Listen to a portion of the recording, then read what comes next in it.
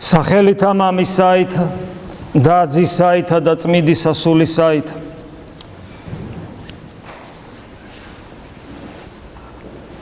ჩვენ ალბათ გქონია შემთხვევა ჩვენს სულიერ ცხოვრებაში, როდესაც ღვთისმსახურებაზე დგომისას ქონდა პრობლემა, როდესაც ვიღლებით, როდესაც გვეჩვენება ღვთისმსახურება, რომ დაუსრულებლივ გრძელდება, კვლავ ისევ მერმე და მერმე, ისევ შემიწყალე.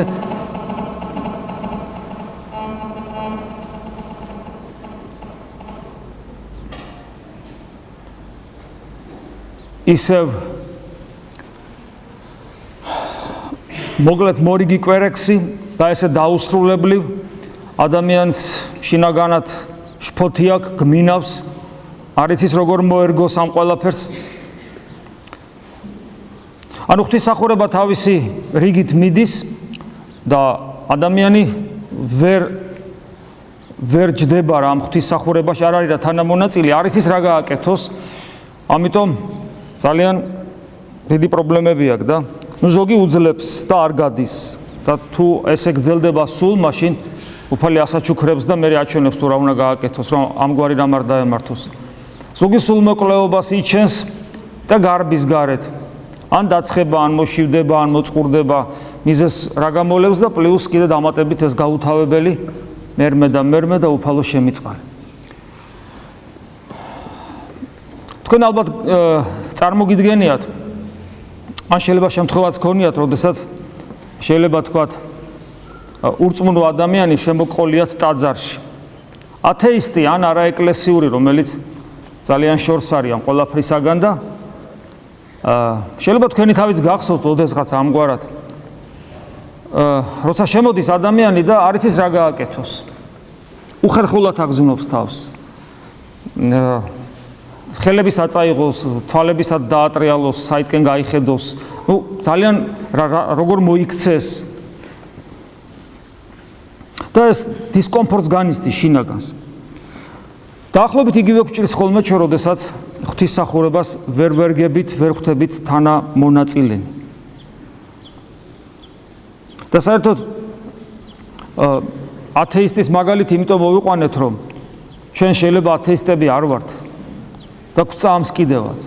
მაგრამ თუ შინაგანი განწყობა დაახლოებით ერთ და იგივეა, რომ ისიც ვერ ძლებს დიდხანს, ცოტა ხანი დააყენებ, მე მინახია თქვა ადამიანი, რომელიც მოსულა. ათეისტი არა თქვა და აი მithქვია რომ დაესწარი წირვას.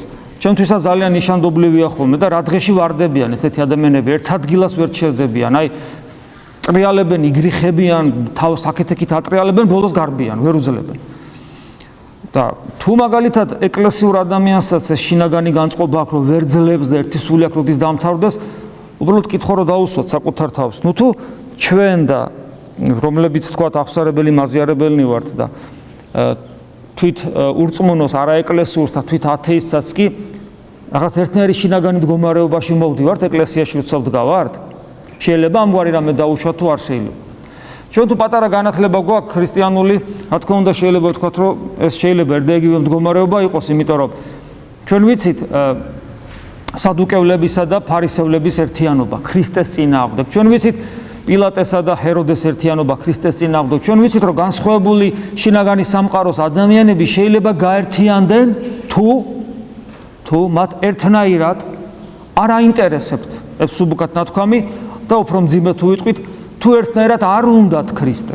და თუ არ უნდათ და არ აინტერესებთ ქრისტე ერთნაირად, უკვე მათ სოფხედელობას მნიშვნელობა არ აქვს. შეიძლება ერთს ქონდეს ათეისტური სოფხედელობა, შეიძლება მეორეს ქონდეს რაღაცა, ესე იგი აგნოსტიკური სოფხედელობა, რომ რაღაცა არის, მაგრამ მე არ ვიცი. შეიძლება მესამეს ქონდეს რაღაცა რელიგიური სოფხედელობა და ცხოვრების წესიც, მაგრამ შინაგანად შეიძლება მათ დამოკიდებულება ქრისტესადმი ქონდეთ ერთნაირი.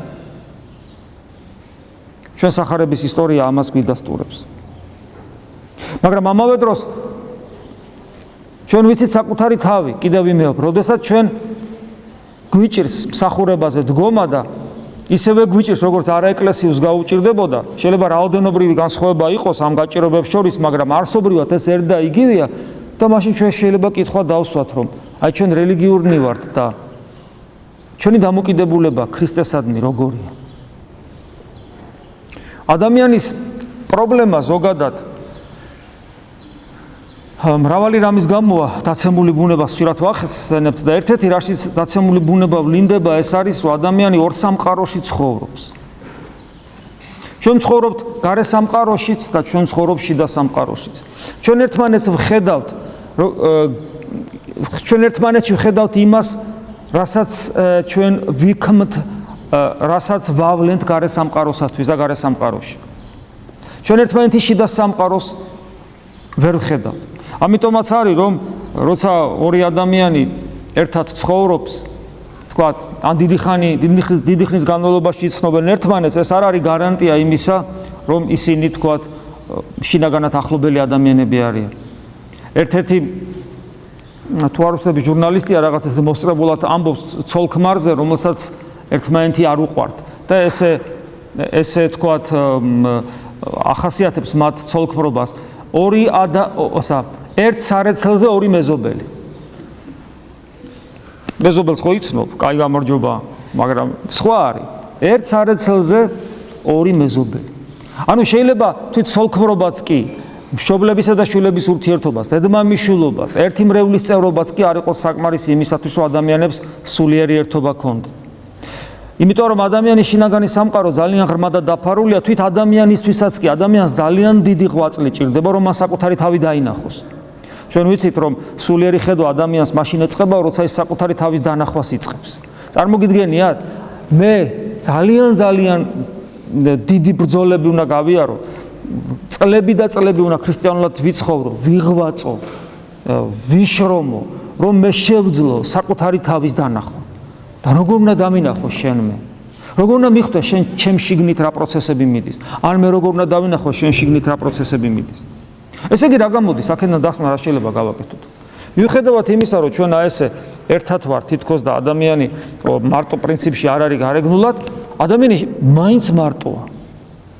ადამიანი არის მარტო. ყველგან მეგობრებშიც, ოჯახის წევრებთანაც, მეუღლესთანაც, შვილებთანაც, სულიერ დაძმებთანაც. ადამიანი მარტოა. იმიტომ რომ კიდევ ვიმეორებ, არ შეუძლია სხვას გაიგოს მის შიგნით რა ხდება. შეუძლებელია შენ განიცადო როგორ ტკივა, როგორ უხარია, რას განიცდის, რა შინაგანი წიაღსულები ძრები აქვს შიგნით და ასე ეს გამორიცხულია.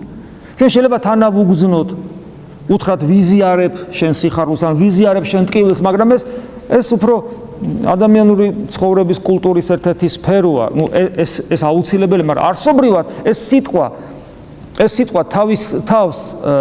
ეს სიტყვა იმ დატვირთვას ვერ ატარებს, რასაც გამოხატავს. ვიზიარებ, მაგრამ სინამდვილეში ვერ იზიარებ. შეუძლებელია და იმიტომ. ესე იგი ადამიანი არის მარტო. ადამიანი მარტომყოფი არის ცუდ დღეში. აი ადამი სამოთხეშია და ნახეთ უფალი როგორ ამბობს. ყველაფერზე რასაც ქმნის ამბობს, რომ კარგია. თევზი შექმნა კარგია. მაიმუნი კარგია. ვარსკვლავები კარგია. ადამიანი შექმნა და არ წერია კარგია. ცოდვა ადამიანის მარტომყოფობა. ხედავთ, ადამიანის სამოთხეშიც კი მარტომყოფი არის რა მარტომყოფი არის ცოდვა. ამისათვის შეუქმნა მისი გვერდიდან ცოლი, ევა.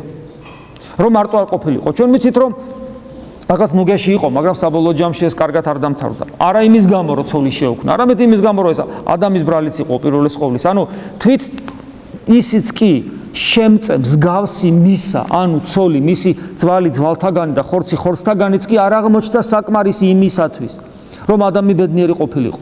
ადამი რომ ბედნიერი ყოფილიყო, ადამი არ დაეცემოდა. რატომ არ იყო ადამი ბედნიერი? ამ სიტყვის იმ გაგებით, რა გაგებითაც ჩვენ ბედნიერებას ვტვირთავთ, ხო? ეხლა იქ ადამი რომ ბედნიერი ყოფილიყო, რა თქმა უნდა ის არ მოძებნიდა ალტერნატიულ განვითარების გზას. ხო? მან მოძებნა. ეხლა მე ვიწვალო ღმერთთან ურთიერთობის ის მჭრეტელობის ის ფორმები, ანუ დაამუშავე ეს ხეები, ეს არის მჭრეტელობა, ეს არის ღვთისძიება. აგერ შეჭამ ამას, რაღაც მაგიურ რიტუალს შეატარებ და დამთავრდა. არ მოძებნიდა ამას. ესე იგი, მიუხედავად იმისა, რომ მის გვერდზე იყო მისი ხორცი ხორცთაგანი და ძვალი ძვალთაგანი, მიუხედავად იმისა, რომ ის იყო სამოთხეში, ადამი ვერ იყო ბედნიერი. ადამი ბედნიერი იქნებოდა მაშინ, როდესაც ის დაემორჩილებოდა თავის შემოქმედს და მისი მარტომყოფობის პრობლემა გადაიჭრებოდა. არა ევას გვერდზე ყოფნით, არამედ ღმერთთან მყოფობით. და სხვათა შორის ევაც იმიტომ კი არ შეუქმნა მარტო რომ მხოლოდ რომ მისი მარტომყოფობის პრობლემა გადაჭრილიყო. არამედ ევა შექმნა შემწე ყოფილიყო მისი, შემწე იმ საქმეში, რასაც ღმერთთან ერთად ყოფობა ქვია. ესე იგი, ჩვენი მარტოობის განქარვება, ანუ ჩვენთვის ბედნიერების მონიჭება, მხოლოდ და მხოლოდ ღმერთს შეუძლია. ეს თემები რაღაც რაც დავიწყეთ, თქვათ ის რომ ეკლესიაში ყოფნა გვიჭირს და ხშირად ათეისტებს ვემსგავსებით და ის რომ ადამიანი შინაგანად მარტომყოფია და ადამიანი ვერ არის ბედნიერი და უჭირს მარტომყოფობა და ადამიანი რომ ბედნიერი გახდეს და ეს მარტომყოფობის პრობლემა მოუგვარდეს ღმერთთან უნდა იყოს, ეს ერთმანეთთან კავშირშია, იმიტომ რომ ჩვენ დგავართ იქ, სადაც საუფლოა ღვთისა, ყოვლადწმინდა სამებისა და ჩვენ აქ ყოფნი, თუ ჩვენ ღმერთთან ვიქნებით, მაშინ ჩვენის პრობლემა, რაც ათეისტს ემართება, ათეისტს ბუნებრივია რომ ემართება. თუ ათეისტს შინაგანი ცხოვრება არ აქვს, იმიტომ რომ მას ეს არ სურს. მას სურს იცხოვროს გარეთ. მოძრაობა.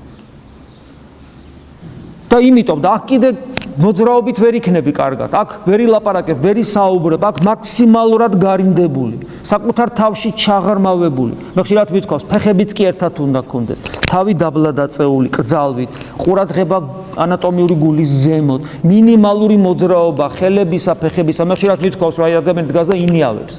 რა მოხდა ცხელა და ინიავებს. ხა თუ ცუდად არის, გარეთაც შეიძლება გავიდეს. მაგრამ თუ მხოლოდ სიცხის დისკომფორტი აქვს და ცუდად არ არის, არ უნდა ინიავებდეს ტაძარში. რატო ადამიანი იკითხავს? აი მე გეკითხებით, ეხლა თქვენ თქვათ მსახიობი ხარ და როლს თამაშობთ სცენაზე დაგცხათ. და ისეთი როლია, რომელიც მარაოს და განიავებას არ გულისხმობს. დავიჯერო რომ თქვენ დაინიავებთ. არა, რატო? იმიტომ რომ არ შეიძლება თქვენ იქ ისეთ მდგომარეობაში ხართ, რომ იმ როლში, იმ მდგომარეობაში უნდა იყოთ. აქ ამ როლში, ცუდი ნათქვამია, მაგრამ აქ თქვენ ღმერთთან ყოფობაში ჩაზირულნი, სადღა უნდა გეცალო და სადღა უნდა გრძნობდეთ, რო ცხელა. კიდევ მეორე სხვა საკითხი, როცა ადამიანის ფიზიკური რესურსი იწურება და ცუდად ხდება, ეგ სხვა არის, მაგრამ თუ ესე არ არის, უბრალოდ დისკომფორტი დავიღალე, იქ რაღაც მოკლედ 1000 მიზეზი არ ელევა ადამიანს. ამიტომ ხშირად შენიშვნას გაძლევთ, ნუ მოძრაობთ ზედმეტად, ნუ ნინიავებთ, ნუ ცმუკავთ. ეს ნიშანია. ეს ღვთისმსახურებაზე სულ ჩანს მრავალ თქვენთაგანში. ცმუკავთ, მოძრაობთ. სულ ჩანს და რატო? იმიტომ რომ შიგნით არ ახარ. როგორ შიგნით რა არის? შიგნით უფალია. როგორ შეიძლება ადამიანმა, როგორ დავიჯერო რომ რომელიმე თქვენთაგანს აი ახლა ამ წუთში ქრისტეს გამოცხადება კონდეს და თქვენ იქ აი განკვირება რასაც ქვია, ხო? მორჩა სამყაროს ეთიშები და სულიქ. და ჩვენ სულიერ ცხოვრებაში აი აქ განსაკუთრებულად წირვისას აქეთკენ უნდა მივისწრაფოთ. ჩვენ უნდა ვსწავლობდეთ ღმერთთან მყოფობას, შინაგანს. და რომ ეს არ არის, ამიტომ უჭირს ადამიანს წირვაზე დგომა და ემსგავსება იმას, ვისაც სულიერი ცხოვრება არ სურს, ანუ ათეისტს.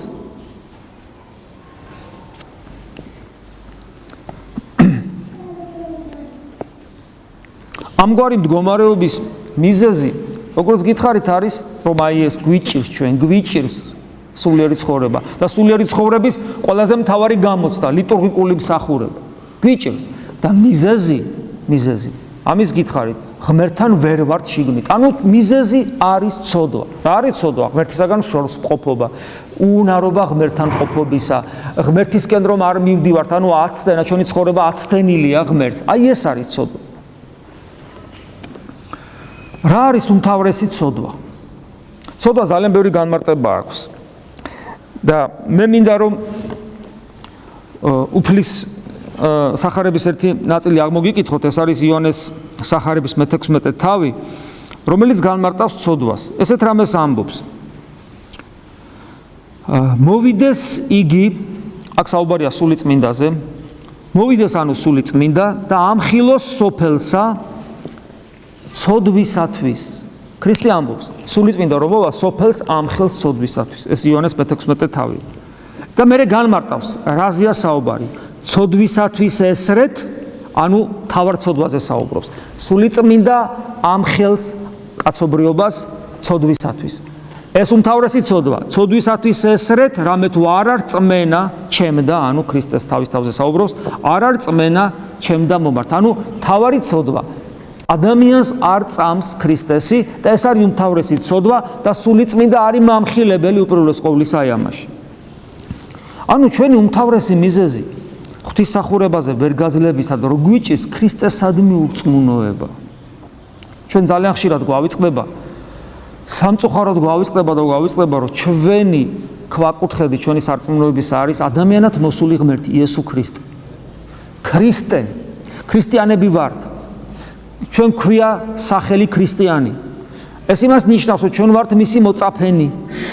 ეს იმას ნიშნავს, რომ ჩვენ ვართ მისი მიმდევარი. ეს იმას ნიშნავს, რომ ჩვენ ვართ მისი საქმის გამგრძელებელი და ეს არასოდეს არ უნდა დაგვავიწყდეს. გახსოვთ, როცა უფალი ეკითხება მოციქულებს, აბა მითხარით, რას ამბობენ ადამიანები ჩემს შესახებ?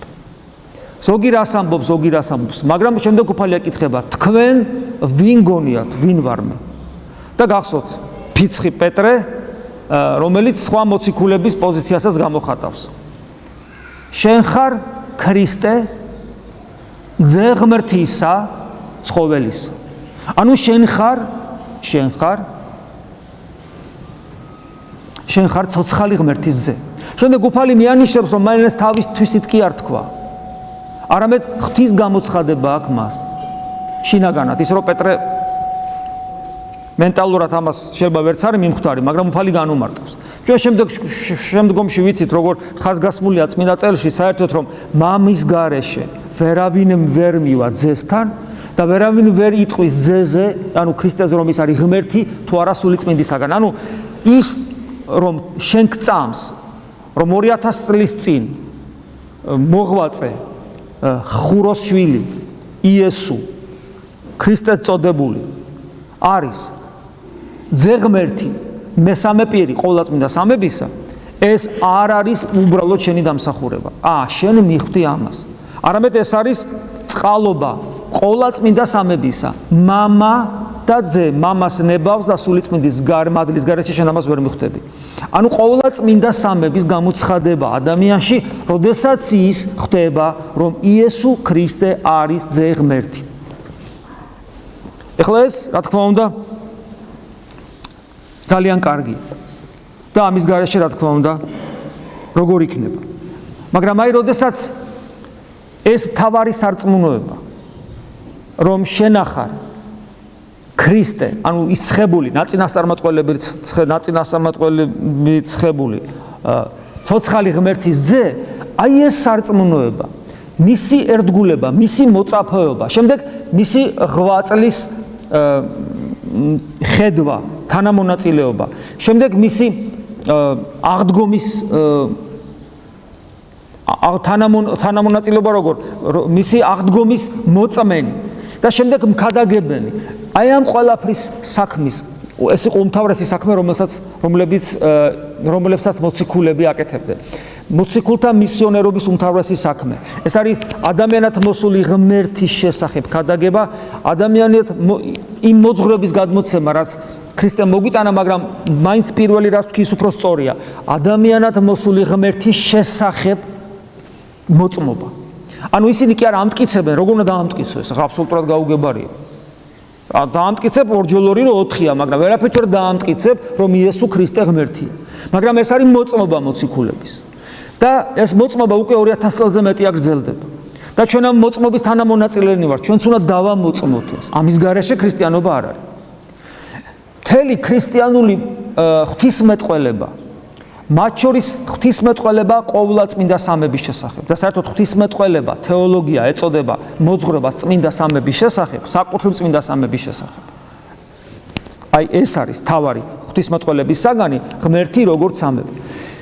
მთელი ეს 2000 წლოვანი ეკლესიის ისტორია, განსაკუთრებით პირველი 6-7 საუკუნე, როდესაც ყალიბდებოდა ეს მოძღვრება, ეს ყველაფერი საჭირო იყო იმისთვის, რომ გამტკიცებულიყო ანუ ყოვლადწმინდა სამების მოძღვრება, ეს ცოდნა, განცხადება ჩვენს ხედავთ, ორჯერ ხდება განცხადება ღვთისა, ნათლისღებისას და ფერიცვალებისას, ყოვლადწმინდა სამების განცხადება, პირდაპირ განცხადება და ფარულად იყო ძველ აღთქმაში, მაგრამ მთელი ეს ღვთისმეტყველება, ეს დახვეწილი, საოცრად რაფინირებული, უმაღლესი ღვთისმეტყველება წმინდა სამების დოგმატის შესახებ საჭირო გახდა ერთადერთი მიზეზით, რომ თითოეული ჩვენთაგანი იყოს აბსოლუტურად დარწმუნებული იმაში, რომ იესო ქრისტე 2000 წლის წინ მოსული, 2000 წლის წინ 3 წელიწადნახევარი მოღვაწე, ხუროს შვილი არის ღმერთი ადამიანად მოსული. რომ ეს რწმენა იყოს როგორც ქვითკირი ჩვენში ჩადებული. იმიტომ რომ ჩვენთვის მაცხონებელი სწორედ ეს არის. ცხონება ნიშნავს მარადისობაში ღმერთთან ყოფობას და თუ იესო ქრისტე როგორც ადამიანი ამავე დროს არ არის ღმერთი და თუ მე მასთან ზიარებით, რომელსაც მე ყოველ ლიტურგიაზე მაძლევს უფალი, არ ვეზიარები ღმერთს, მაშინ ჩემი ცხონება არის შეუძლებელი, იმიტომ რომ ცხონება ქრისტიანული სწავლებით არის ღვთაებრივ ბუნებასთან თანაზიარობა, როგორც პეტრე მოციქული განმიმარტავს.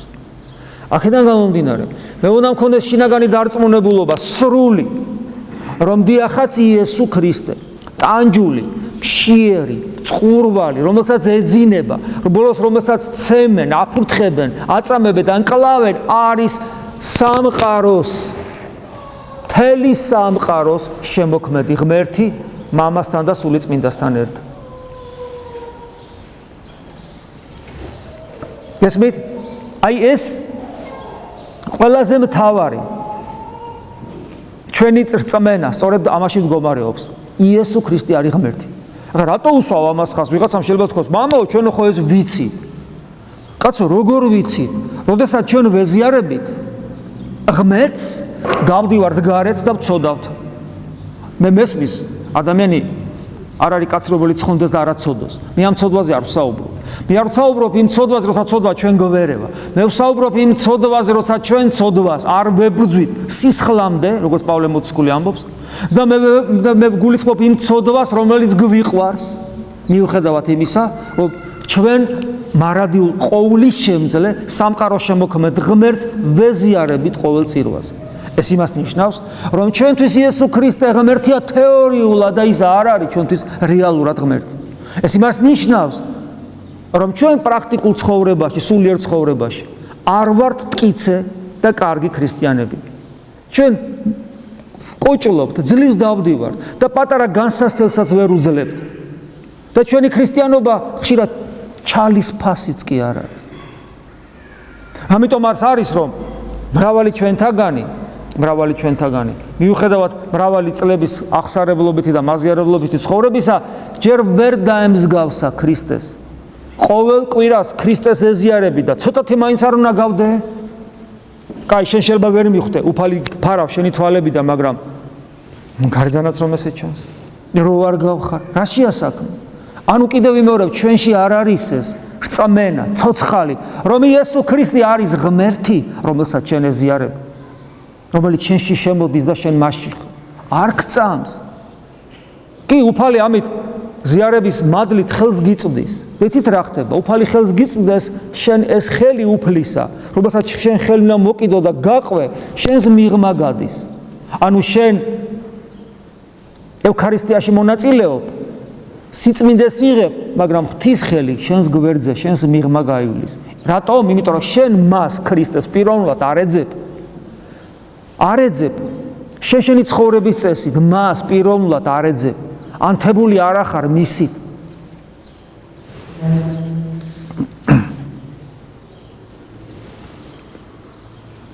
თავარი ქრისტესადმი დამოკიდებულება დღეს მათე მახარებელთან აღმოგვიკითხეთ მერვე თავში. გახსოვთ რომ განკურნა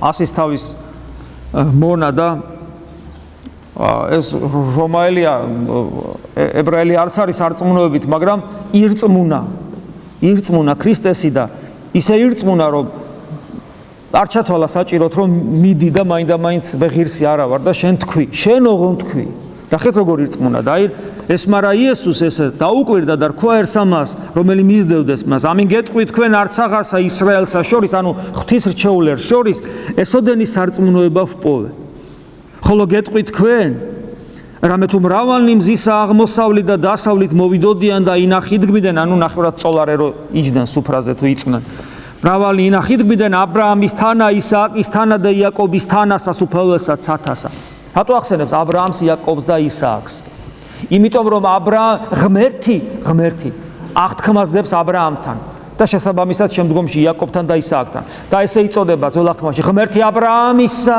ღმერთი იაკობისა და ღმერთი ისააკისა საოცრება ადამიანთან ღმერთმა დადო აღთქმა ანუ ღმერთი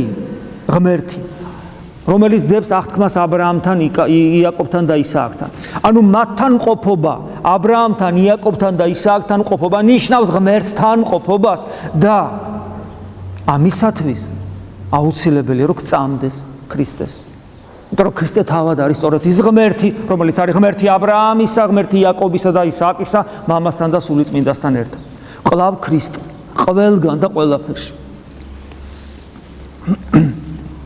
აი დღეს რომელთა მიმართ ეპისტოლეში აღმოვიკითხეთ ესეთი რამ პავლე მოციქული მოგმართავს ხოლოაც განთავისუფლებულ ხართ ცოდვისაგან და დამონებულ ხართ სიმართლეს. ანუ ჩვენ ქრისტიანებს გვეუბნება რომ ცოდვისაგან თავისუფალი ემონება სიმართლეს. შემდეგ იმეორებს კვლავ რომ რამე თუ ოდეს იგი მონანი იყვენით ცოდვის როცა ცოდვის მონები იყვენით თავისუფალი იყვენით სიმართლის. ხედავთ აქ დაპირისპირება ცოდვასა და სიმართლეს შორის. და სხვათა შორის სიმართლე რა არის ესეც საინტერესოა და აი მე ის ადგილი და იმიტომ რომ სიმართლე თუ არიცი, მაშინაც ვერ ხარ კარგად. მაგალითად ათეისტი რომ ცუდად არის, რატომ არის ათეისტი ცუდად? ათეისტმა არის ის სიმართლე. მას სიმართლე გონია რაღაც სხვა რამე და იქითკენ მიისწრაფის.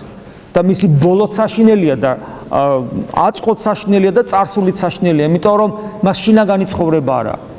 და ასევე ჩვენთვის საინტერესოა თუ რას ამბობს ქრისტეს სიმართლეზე და აი გახსოვთ ის ადგილი, მე სადაც აგიკითხეთ რომ ივანეს მე-16 თავი რომ მოვიდეს და ამხილოს ცოდვისათვისო იქ ასევე წერია მოვიდეს სულიწმინდა ღმერთი და ამხილოს არა მარტო ცოდვისათვის არამედ წერს მოვიდეს და ამხილოს ამას სოფელსა არა მარტო ცოდვისათვის როგორც გითხრათ არამედ სიმართლისთვის ანუ სულიწმინდა რომ მოვიდა ამხილა ცოდვისათვის და ცოდვა არის ის რომ ქრისტესი არ გწამს აგრეთვე ამხილა სიმართლისთვის სიმართლე დაგვანახა რა არის გვიჩვენა გვასწავლა და რა არის ეს სიმართლე განმარტავს უფალი ხოლო სიმართლისათვის რამე თუ და რა არის ეს სიმართლე რა არის სიმართლე აი რა უნდა ვიცოდეთ ჩვენ ადამიანს აქვს მოთხოვნილება სიმართლე მე მინდა ვიცოდე სიმართლე რადგან სიმართლე ვიცოდე იმიტომ რომ ნუ ადამიანი ვარ და სიმართლე რო ვიცი სწორად ვიცხოვრებ და უფალი გეუბნება რა არის ეს სიმართლე იგივე ამონარიჩი ეს იონეს იგივე მე-16 თავი ხოლო სიმართლისათვის რა სიმართლეზეა რამე თუ მე მამისა ჩემისა მივალ და არღარა მხედვიდეთ მე ნახეთ რა ყოფილა სიმართლე ქრისტე რომელიც ჩვენ არ ვირწმუნებთ მაგრამ ის ღმერთია ქრისტე წავიდა მამასთან და მას ჩვენ ვეღარ ვხედავთ ეს არის რეალობა და სიმართლე ეს იმას ნიშნავს რომ ჩვენ აქ ბევრი რამე იგულისხმება მაგალითად ჩვენ ქრისტე გამდევნეთ ჩვენთან არ გავაჩერეთ ადგილი არ მივეცით გამდევნეთ ჩვენ ვდევნით მას ჩვენი გულებიდან ჩვენ მას ვერ ხედავთ ის მამასთანაა ვერ ხედავთ მაგრამ ეს ნიშნავს იმ ხასუს ვერ ხედავთ ანუ უნდა ვეძებოთ მაგრამ ის არის ვერ ხედავთ არ ნიშნავს რომ არ არის მე მამისა ჩემისა მივალ და არღარ ამხედვიდეთ მაგრამ ჩვენ უნდა ვეძებოთ ესე იგი და თან ამავე დროს მამასთან წავიდა იმისათვის რომ გახსოვთ მე თუ არ წავალ მამისა ჩემისა სავანეში მრავალი ადგილი არის და მე უნდა წავიდე და ადგილი განგიმზადო ეგ სიმბოლური სახეებია ხო ადგილი განგიმზადო ეს ნიშნავს იმას რომ შენ ნუ პირდაპირ გაგებითად შეიძლება ოღონ ამ სიტყვებს სულიერი დატვირთვა აქვს შენი ადგილი არის ღმერთთან უფალი ადგილს გვიმზადებს ანუ სიმართლე ის არის რომ უფალი მოვიდა ჩვენ არ მივიღეთ უფალი წავიდა, მაგრამ წავიდა არა იმისათვის, რომ ზურგი შეგვაქცია, მან თქვა, რომ მიუტევე მამაო, რამე თუ არ იციან, რას აკეთებენ და გვიმზადებს ადგილს და ხას უსვავს. ვერ მხედავთ იმისათვის, რომ ვეძებოთ, რომ ის ადგილი დავმიმკვიდროთ, რომელიც მან თითოეულ ჩვენთაგანს განუმზადა. აი სიმართლე, თავი და ბოლო. მეტი სიმართლე ადამიანს არ აქვს. ნახეთ აქ სამივე პირია, ხო? მამას ახსენებს უფალი და ასევე ახსენებს უფალი თავის თავს და ასევე ახსენებს უფალი სულიწმინდას, რომელიც ამას გვასწავლის. აი, როდესაც ჩვენ ვცოდავთ, აი რატომ არის ცოდვა და სიმართლე ერთმანეთთან ესე იგი ვერ არის.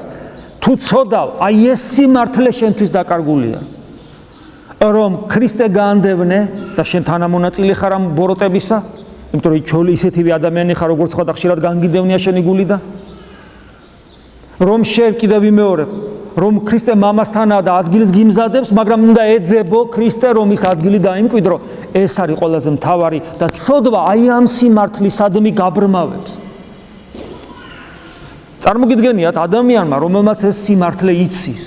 აი სიმართლე, თქვათ გაიგე სადღაც ზღაპრული სიუჟეტი, სადღაც უკვდავების წყალია, სადღაც განძია, სადღაც რაღაც რომელიც შენ ბედნიერებას ამ ქვეყნიურს მოგანიჭებს. აი რომ გაიგე, მე ადრეს გითხარით, მე არა მაქვს არც უკვდავება, თქვათ ამ ქვეყნიური ზღაპრული სიუჟეტი რო წარმოვიდგინოთ, არც იმდიდრე და კეთილდღეობა, მაგრამ რომ გავიგე, რომ აი იქ არის ეს სიმდიდრე და იქ ეს უკვდავების წყალია და რომ მივალ და ავიღებ, ჯერ არ ამიღია, არ გამდიდრებულ ვარ, არ დამილევია, მაგრამ უკვე პოტენციურად ჩემია და ჩემი ცხოვრება უკვე სხვანაირია შინაგანა და მე უკვე სხვანაირად ვარ განწყობილი. ამიტომ ადამიანი რომელიც წირვაზე მოდის და მან თუ იცის ეს სიმართლე რომელზეც ვსაუბრობ, რომ შენთვის ადგილია გამზადებული, რომ ქრისტე რო შენ განდევნე ამისათვის უნდა შეინანო და ამავე დროს ის უნდა ეძებო. ეს რო იცი აი აქ, დავიჯერო ამ 3 საათს, 4 საათს აქ რო დგახარ, აი ეს როდის დამთავრდება ეგრე იქნები მეჭვება. პირიქით თელი, იმიტომ რომ ეს ადგილი, როგორც ხომალდივით არის, ხო, ეკლესია ხო ისედაც ხომალდს განასახიერებს, ხომალდივით არის და თითქოს მიუფრინავ ჩვენ აი ჩვენი მიზნისაკენ და როგორ მოცდები. 3 საათის მერე ჩამოგსვავენ ამ ხომალდიდან. მე ერთი კვირა კიდე უნდა ელოდო, რომ დააქსვან. მე ისევ ჩამოგსვავენ და თუ არ გამოიყენებ ამ დროს წინ ვერ წახვა. ამიტომ ჩვენ ეს სიმართლე არ ვიცით. იმიტომ რომ ცოდვა გვიყვარს და ცოდვა გვაბრმავებს. და უარყოფთ რა სიმართლეს ვემონებით ცოდვას და შედეგიც არ აყოვნებს. აი ესა. ხოლო მე უფალი გვეუბნება იგივე რომელთა მიმართ ეპისტოლის მე-6 თავში, რომ საგზალი ცოდვისა სიკვდილი არს, ხოლო ნიჭი ღვთისა ცხოვრება საუკუნო ქრისტე იესოს მიერ უფლისა ჩვენის. გარდა ამისა, ჩვენ ძალიან ხშირად თავის მართლება გვიყვარს ხოლმე. მრავალი რამით ვიმართლებთ თავს. მათ შორის ეხლა სხვა დროა, მათ შორის ვერ ვარ კარგად და დავიღალე, ნუ რა პრობლემები მაქვს. სხვა დრო რომ არის, რომ ვერ ხარ კარგად და რომ პრობლემები გაქვს, გამოსავალი ისევ აქ არის საძიებელი. იმიტომ რომ ამ უბედურებისაგან ვერავინ გიხსნის. და მეცაც გეტყვი მარადისობაშიც გადაყვება, იმიტომ რომ საგზალი ცოდვისა სიკვდილია და სიკვდილი აქ ლაპარაკი არა იმ სიკვდილზე, ფიზიკურ სიკვდილზე, არამედ მარადილ სიკვდილზე. ამიტომ ხსნა ამ მდგომარეობიდან რაც ჩამოთვალე, რომელიც თქვენ გიშლით ხოლმე, რომ სხვა დროა, სხვა სულია სამყაროში დრო არა გაქვთ, იქ ცუდად ახართ და ამავდროულად ეს პირიქით უნდა განგაწყობდეთ, რომ ეს ყველაფერი მოიპოვოთ. და ხშირად მithქვავს ხოლმე 3 წამალი, ევქარისტიული მსახურება, წმინდა წერილი, იესოს ლოცვა. ეს არის ის ძვირფასი შესაძლებლობები, რომელიც კურნავს ადამიანის სულს. გარდა ამისა, ადამიანები აბრალებენ ეშმაკს. ეშმაკმა მაცდუნა, ეშმაკმა შემასტინა. ან სხვა ადამიანმა, ნუ ამ შემთხვევაში სხვა ადამიანი ეშმაკის როლს ასრულებს. იმან გამომიყვანა წყობიდან თორემ მე არა, მე მშვიდი ადამიანი, ის არის. ახსარებაზეც მოდიხართ ხოლმე და იწყებთ, აი ის ცუდია, ასე ქნა. მე რა თქმა უნდა მე ჩავიდინე, აბა რას ვიზავდი. გესმით? სხვისი დაბრალება, სხვაზე დაბრალება და ნახეთ ესეც საინტერესოა, რომ უღმერთობით ხო ესე იქცევიან თავის ცუდად ყოფნას სხვას აბრალებენ. ჩვენ ესე არ უნდა ვიყოთ. და აი ის ამონარიდი, რომელიც გითხარით იოანეს მე-16 თავი, იქ კიდე ესეთი რამეა. მოვიდა იგი, აგზელებს უფალი. ანუ მოვიდა იგი, ანუ კვლავ სულიწმინდაზე საუბრობს და ამხილოს სოფელსა და რისთვის ახლა. ცოდვა ვთქვით, სიმართლე ვთქვით. ხა კიდე რისთვის ამხილა? სასჯელისათვის. სასჯელზე რა სასჯელზეა საუბარი და განმარტავს იქვე ხოლო სასჯელისათვის რამე თუ მთავარი იგი ამის სოფლისა ეშმაკზეა საუბარი დასჯილარს ნახეთ ვერ დააბრალებ ეშმაკს ადამიანს რომელიც ეშმაკის როლს ასრულებს და ვერანაირ პრობლემას ვერ დააბრალებ იმიტომ რომ ის დასჯილია ის გასამართლებულია მას არ აქვს ის ძალაუფლება მას ბორკილები ადევს ის თუ მოქმედებს ღვთის დაშვებით შენს გამოსაფხიზლებალად ისევე და არა იმისათვის რომ მას ძალუց შენი არჩევანის შეცვლა მას ძალუს შენი და მას არ ძალუს შენი დაღუპვა მას არ ძალუს შენი არჩევანის შეცვლა იმიტომ რომ ის დასჯილია და ეს ასევე სულიწმინდის მიერ უნდა იცოდე შინაგანად უნდა იცოდე და არ წმდებული იყო არ უნდა შეგეშინდეს ჩვენ გვეშინია ყველაფრის გვეშინია და ჩვენ გგონია რომ ჩვენ გვუპავს რაღაც გარე მოვლენები არა გარე მოვლენა თვით ეშმაკიც კი და რაღა ლაპარაკი ადამიანზე და რაღაც მოვლენაზე ამას არ ძალუთ შენი დაგუპვა ისინი დასჯილნი არიან ესე ძალიან მნიშვნელოვანია და აი ჩვენ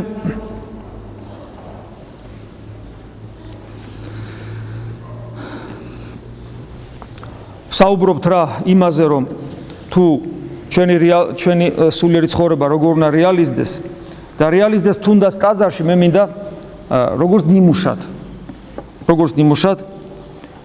აღმოგიკითხოთ ერთ-ერთი ლოცვა ეს არის საიდუმლო ლოცვა რომელიც ანაფორა იწყება ამ სიტყვებით ვსდგეთ კეთილად ვსდგეთ შიშით მოხედენ წმინდა საამას შესაწირავსა მშვიდობით შეწირვაცა დიაკონი ამბობს ხმამაღალი ხმით რომ თქვენ წამსის მერე განსაკუთრებულად განეწყოთ რომ იწყება რაღაც დიადი ანუ წამსი იკითხება თქვენ ამბობთ წამს უკვე სულიწმინდის მადლი ძლიერდება ის დაფარნის რხევა სიმბოლურად განასახიერებს ამას წამსის დროს როცა მას პრაქტიკული დანიშნულებაც ჰქონდა, მაგრამ ამავე დროს სულიერი დატვირთვა აქვს, რომ ესე იგი სულიწმინდის მობერვას ნიშნავს და ეს იწყება განსაკუთრებულად ძლიერად იწყებს მოქმედება სულიწმინდა ღმერთი წამსის კითხვის, როცა შენ აღიარებ ჭეშმარიტ სარწმუნოებას, აღიარებ არა მხოლოდ გონებით, არამედ მთელი შინაგანი სამყაროთი, იწყება სულიწმინდის მადლის მოქმედება უფრო ძლიერად და შემდეგ დიაკონის ეს ხმამაღალი სიტყვა თქვენს მიმართ რომ ვსდგეთ კეთილად, ვსდგეთ შიშით, მოხედენ წმინდა საამას შესაწირავსა, მშვიდობით შეწირვაცა, გვაფხიზლებს რომ იწყება რაღაც განსაკუთრებული. შემდეგ არის ეს საოცარი სიტყვები მადლი უფლისა ჩვენისა იესო ქრისტესი და სიყვარული ღმრთისა და მამისა და ზიარება სულისა წმინდისა იყავ თქვენ ყოველთათან აი ამ სიტყვებს იმეორებდნენ მოციქულები ჯერ კიდევ როცა ისინი ევქარისტიას აღასრულებდნენ მოციქულები ეს არის აი საოცარი უძველესი სიტყვები ევქარისტიული კანონისა კერძოდ ანაფორისა როცა ანაფორა იწყება ამ სიტყვებით ვსდგეთ კეთილად და სწორედ აი ამ სიტყვების მერე როდესაც პირველი საიდუმლო ლოცვა იკითხება ეს პირველი საიდუმლო ლოცვა ერთგვარად შეიძლება ნიმუშად გამოდგეს იმისა თუ რას უნდა ვაკეთებდეთ ამ დროს და საერთოდ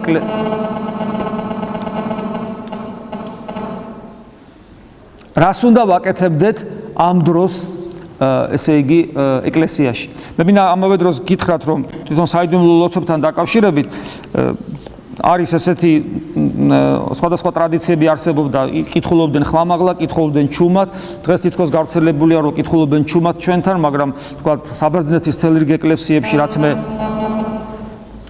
საბერძნეთის თელ რიგ ეკლესიებში მას ხმამაღლა კითხულობენ იგივე ათონის თაზე და თქვა ჩვენთან რომ თქვა ჩუმად კითხულობენ ამის წესი და კანონი ესე არ არსებობს უბრალოდ რაღაც ესე დღეს რუსეთშიც უკვე ძალიან ბევრი კითხულობს ხმამაღლა ზოგი ფიქრობს რომ ეხამუშება ზოგი ფიქრობს რომ ხმამაღლა ლოცვები რო ესმის ფიქრობს რომ რაღაც რამე არ დაემართოს ეს არის აქ საიდუმლო ამას ეწოდება არა იმიტომ რომ თქვენთვის რაიმე დაფარულია პირიქით თქვენ ყველაფერი უნდა იცოდეთ აქ საიდუმლოდ ეწოდება იმიტომ რომ ამ დროს საიდუმლოება აღსრულებას იწყებს და ეს საიდუმლოება რომელიც აღსრულებას იწყებს ამ შემთხვევაში ეს ლოცვა რომელიც თქვენ გესმით როცა მე ვკითხულობ იმედია გულისყურით ისმენთ არის ნიმუში კიდევ ერთხელ ვიმეორებ თუ რას უნდა აკეთებდეთ აქროდ გახართ და ამ ლოცვაში ყველაფერი ჩასმე წაგიკითხავთ ღმერთს ვესაუბრებით ჩვენს გულში და თქვენ თანამონაწილე ხართ ამ დროს მღვდლისა.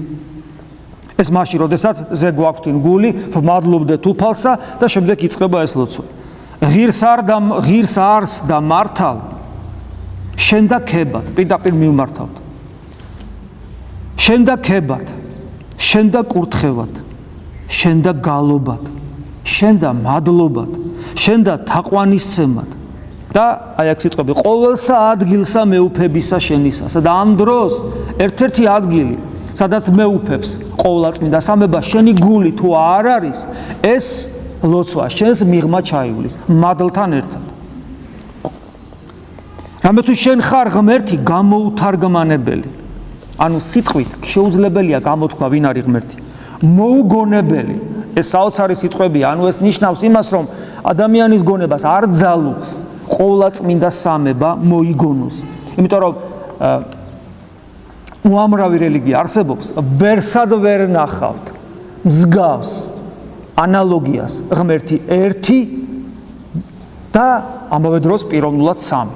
ეს გონებისათვის მიუწვდომელი რეალობა, მეტიც ადამიანური ინტელექტისათვის ჯვარია, რომელსაც ჩვენი ინტელექტი ვერ ზიდავს. მოუგონებელი, უხილავი, იმიტომ რომ ადამიანის შეზღუდულ ბუნებას არ ძალუց მისი დანახვა.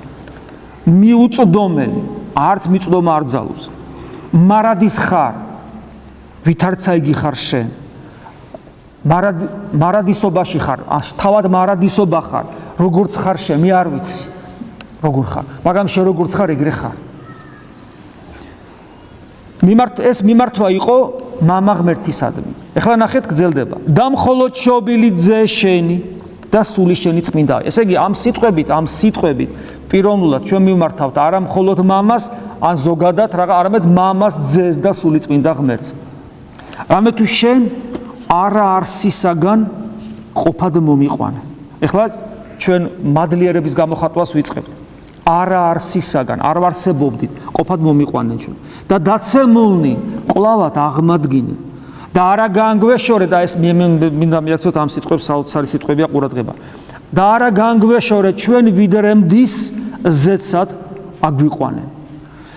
ერთ-ერთი ღვთისმეტყველესი ამბობს, რომ განსასწრელი ტკივილი, მერე წამოდგომა დაცემა, რაღაცა კაცო რა უნდა და ესე იგი თითქოს ცხოვრობ და მერე ბოლო სილანათონელის მაგალითი მოგიყვანეთ მე რომ კაცი მარხულობდა, ლოცულობდა, ღვაწლში იყო, ანგელოზია რა. ეცხადება ანგელოზს დევნება, შენი ღვაწლი საზიზღარია ღვთის წინაშე და შეიძლება შეღაღადო ხო და ეგრეთ აბა რა უნდა ღმერთი შენგან. რა უნდა ღმერთი? ყველაფერს აკეთებს სილანათონელი, ხო? ყველაფერს. საზიზღარია ღვაწლი ღვთის წინაშე. აბა რა ვქნა მეტი? გახსოვთ ის სიტყვები, ამ ყოფი შენი თავი ჯოჯოხეთში და იმედი არ დაკარგო. ეხლა მე ამას აღარ ჩავღმარდები, რას ნიშნავს ეს, ბევრი მისაუბრია, სხვადასხვა შეიძლება ვისაუბროთ, მაგრამ უბრალოდ მე იმის თქმა მინდა, რომ არ დაგანებებს ღმერთი თავს მანამდე, სანამ არ გაცხონებს. ამიტომ ნუ წუწუნებ, როდესაც პრობლემები გაქვს. ნუ წუწუნებ, როცა განსასწრებელი გაქვს. ნუ წუწუნებ, როცა ისი არ გამოგდის, როგორც შენ გინა. ნუ წუწუნებ, რომ ღმერთი, მიუხედავად იმისა, შენ ამბობ იყავ ნება შენიო, ნუ წუწუნებ იმაზე, რომ შენი ნება როა ღმერთი იმას არ აღასრულებს. ჩვენ გვინდა რომ ღმერთმა ჩვენი ნება აღასრულოს, ნუ წუწუნებ რომ ეს არ არის. არ დაგანებებს ღმერთი მოსიყვარულე მამა თავს, ვიდრემდის ზეცად აგიყვას. და მოგმადლე ჩვენ სასუფეველი მერმისაი და ამათ ყოველთათვის გამადლობ შენ და მხოლოდ შობილსა ძესა შენსა და სულსა შენსა წმინდასა ყოველთათვის რომელი უწყით და რომელი არა უწყით საჩინოთა და უჩინოთა ქველის მოქმედებათა ჩვენ და მომართკნულთ. გამადლობ შენ შეწირვისაცა ამისთვის, რომლისაი ხელთაგან ჩვენთა შეწირვად ღირსიჩინ. აქ მღვდელი მიმართავს, მაგრამ თითოეული თქვენთაგანი როგორც სულიერი მღვდელი თავის გულიდან ხო შეწირავს უსისხლობს და მადლობას ეუბნები, რომ მადლობა ღმერთო, რომ ღირსი გამხადე იმისა, რომ მე ჩემი გულიდან უსისხლობს შეგწირავ.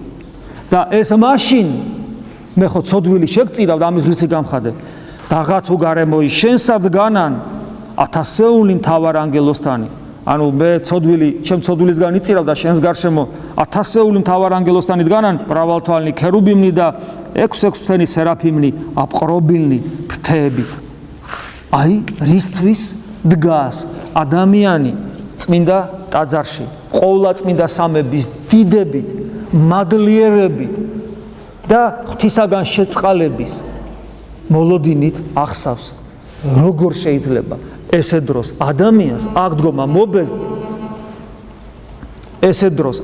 აღდგომა მობეზდეს და დაიღალოს, თქვენ დაღლასაც ვერ უნდა გძნობდეთ. უფალი შეგვეწიოს. ამინ. მადლი უფლისა ჩვენისა იესო ქრისტესი და სიყვარული ღმრთისა და მამისი და ზიარება სული საწმინდისა იყოს თქვენ ყოველთა თანა. ამინ.